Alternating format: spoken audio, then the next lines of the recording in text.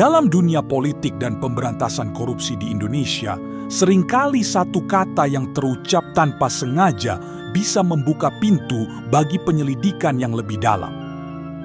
Kasus terbaru yang menimpa Immanuel Ebenezer, yang akrab disapa Noel, mantan Wakil Menteri Ketenagakerjaan, menjadi contoh nyata bagaimana sebuah keceplosan bisa menyeret keluarga ke pusaran hukum.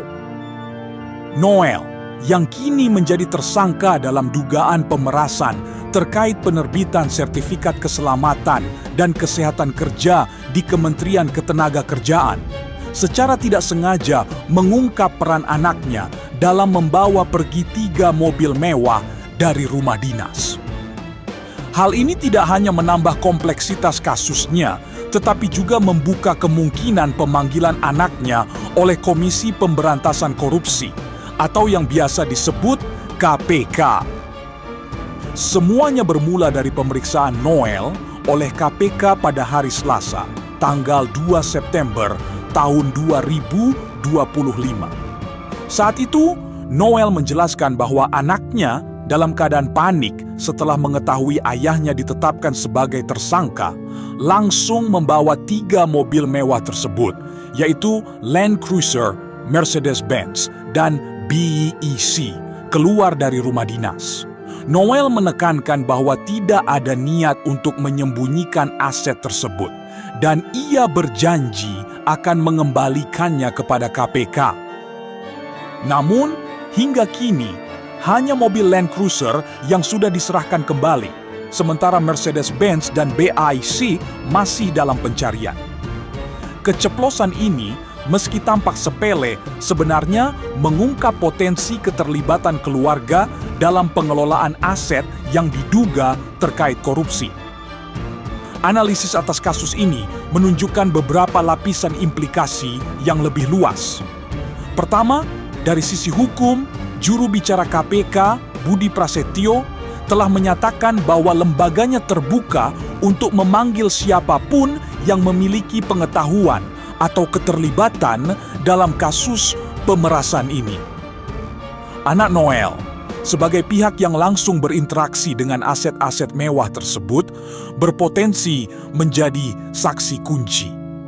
Ini bukan hanya soal mobil, melainkan tentang apakah aset tersebut berasal dari hasil korupsi atau digunakan untuk menyembunyikan bukti. Di Indonesia, di mana korupsi sering melibatkan jaringan keluarga dan kroni, pemanggilan seperti ini bisa menjadi langkah preventif untuk memastikan tidak ada yang lolos dari jerat hukum. Kedua, dari perspektif politik dan sosial, kasus Noel menyiratkan ironis yang mendalam. Dulu, Noel dikenal sebagai sosok yang vokal menuntut hukuman mati bagi para koruptor. Kini, ia sendiri terjerat dalam pusaran yang sama dan menyatakan penyesalan. Hal ini mengingatkan kita pada realitas bahwa korupsi bukan hanya masalah individu, tapi juga sistemik di kalangan pejabat tinggi. Di tengah upaya pemerintah untuk membersihkan birokrasi, kejadian seperti ini bisa merusak kepercayaan publik terhadap mantan pejabat. Bayangkan, jika anak seorang mantan menteri saja bisa dengan mudah mengakses aset mewah dari rumah dinas, bagaimana dengan rakyat biasa yang berjuang untuk hidup layak? Ini menjadi pelajaran berharga bahwa transparansi dan akuntabilitas harus diterapkan sejak dini, termasuk dalam keluarga pejabat.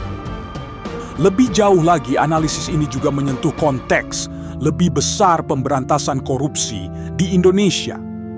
KPK sebagai lembaga independen telah menangani ribuan kasus serupa, dan keceplosan seperti milik Noel sering menjadi titik masuk bagi penyelidik untuk menggali lebih dalam. Namun, tantangannya adalah memastikan proses hukum berjalan adil tanpa dipengaruhi oleh faktor politik. Jika anak Noel benar-benar dipanggil, ini bisa menjadi momentum untuk memperkuat undang-undang anti korupsi, terutama dalam hal aset keluarga pejabat. Di sisi lain, jika tidak ada tindak lanjut, Hal ini justru bisa menimbulkan tudingan bahwa KPK pilih kasih. Pada akhirnya, kasus ini bukan sekadar cerita tentang mobil mewah atau keceplosan seorang ayah. Ia adalah cerminan dari perjuangan bangsa melawan korupsi yang masih merajalela. Masyarakat Indonesia dari berbagai kalangan diharapkan bisa belajar dari sini, bahwa integritas adalah kunci dan satu kesalahan kecil bisa berdampak besar. Semoga KPK bisa menangani ini dengan bijak demi masa depan yang lebih bersih dan adil bagi semua.